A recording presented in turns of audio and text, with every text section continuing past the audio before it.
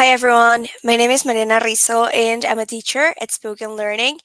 And well, today I'm gonna continue talking about the uses of the verb estar in Spanish, which is basically a form of the verb to be in Spanish. But you have to use it in different occasions or in different linguistic situations. So I'm gonna talk to you about that today. But before I begin, I wanted to talk to you about the fact that we provide classes, individual classes for both children and adults starting from 5 years old. And well, you can schedule your first private lesson by calling or texting to the number that's right there in the banner, the one that's below that number that's appearing right now. You can call that number and just schedule your first Spanish lesson. You'll get a lot of benefits when you start learning a new language. I think that it's one of the most important things that a human being can do because you can really communicate effectively with other people and also, why not learn about a new culture? So that's pretty interesting. And well, today I'm going to talk to you about the uses of the verb to be, but in like the second form, if you want to call it that way, in the second form of the verb to be, which is the verb estar. Okay, so I'm gonna start by showing you some slides that talk about that. Remember that if you have any questions, any comments, you can leave that in the comment section, and well, I'll be super happy to answer to all of your questions. Also, remember that if this is like interesting or if you think that it's going to be useful for someone that you know, you can totally share this live and just like, hey, I saw this and I think that it's interesting. It might be useful for you. So you can share this video and well, just uh, share whatever you learned today. Okay. So we're going to start. I'm going to start by showing you the okay, some of the uses of the verb to be in Spanish. So, yesterday I was talking to you guys about the uses of the verbs ser y estar, which is basically the verb to be in Spanish, but we have two forms. So, el verbo ser, the verb ser, basically we use it for things that are more permanent than temporary. And the verb estar, we use it for things that are temporary, that can change from one moment to the next. Okay, so basically that's like the those are like the basic uses of the verb to be in Spanish, okay? And well, today, so I'm gonna talk to you about different occasions or different situations in which you can use the verb to be in Spanish. So we can talk about physical states. Podemos hablar acerca de estados físicos. So we can talk about physical states like, for example, Ana está muy delgada. Ana is very thin. Like right now, she's super thin. How or she's really skinny. But I mean, Anna might be, I don't know, might start eating a lot of junk food and get fat later. So that could change. Ajá. Ana podría dejar de estar delgada en algún momento de su vida. Ajá, pero en este momento, Ana está muy delgada. So in this particular moment of Anna's life, she's really skinny. Then we can also use that for mood, for moods, for different moods or states of mind. For example, I'm happy, estoy feliz. That can change. We all know that it can change from one moment to the next.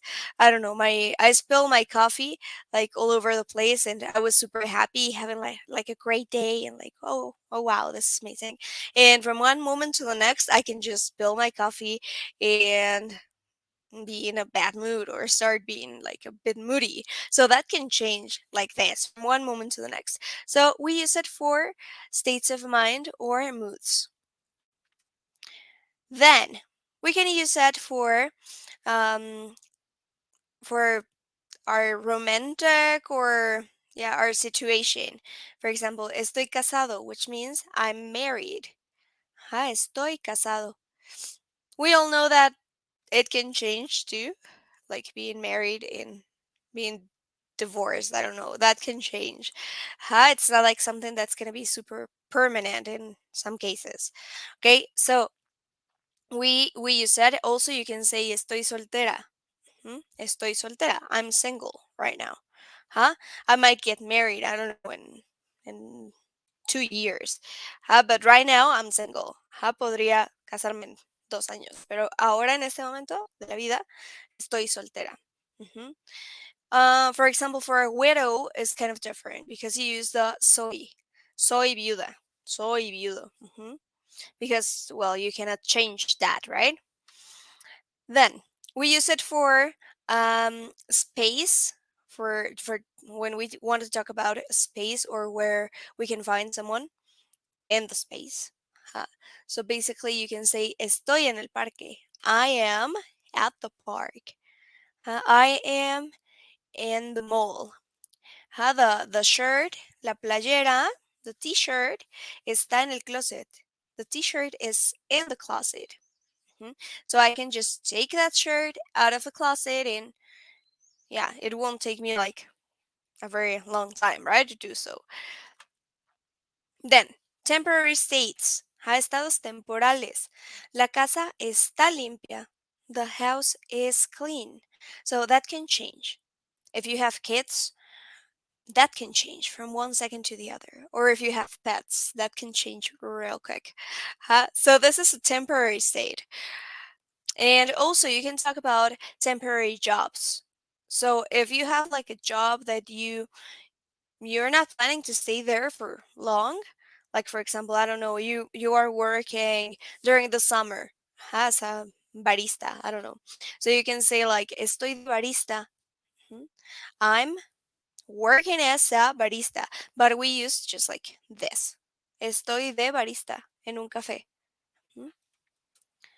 Then you can talk about the posture that someone has. So, el niño está sentado. The kid is sitting down. Or estoy encorvada. Estoy encorvada. I'm slouched.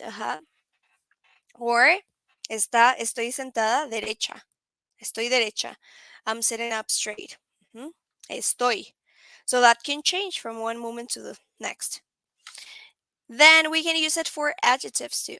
Lo podemos usar con adjetivos. So, for example, mi alumno está distraído. My student is distracted. Then, for talking about the date. The date. Estamos a 26 de enero de 2022. Estamos a 26 de abril de 2022. So we use this for whenever we want to talk about the date, the current date, like today. Estamos a. You can also ask, for example, with the weather, you can ask, ¿a cuántos grados estamos? At how many degrees are we? Mm. So you can also ask about emotions. ¿Cómo estás? How are you?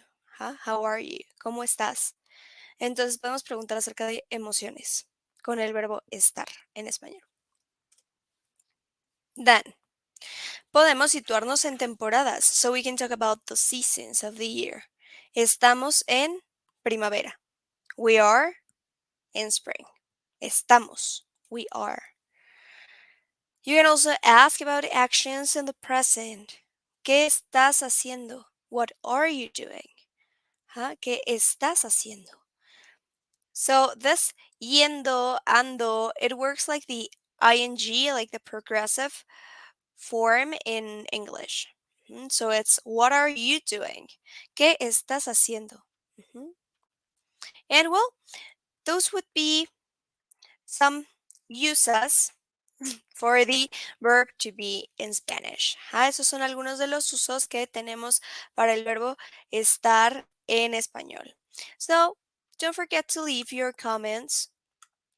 If you have any comments, if you have any questions, also if you think that this is useful for someone that you know, someone who is interested in learning Spanish, I don't know, because they just want to learn something, a new language, you can just share this video and let them know that they can call or text that number that's right there in the banner to schedule a private Spanish lesson. Sorry.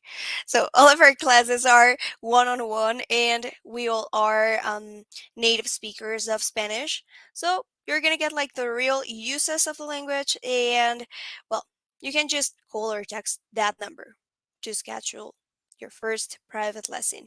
You can even ask for a trial if you're not sure, like, okay, I don't know if it's gonna work out. Of course it's gonna work out, but you can just call that number or text and ask for a trial lesson, and we'll be more than happy to teach you this beautiful language called Spanish.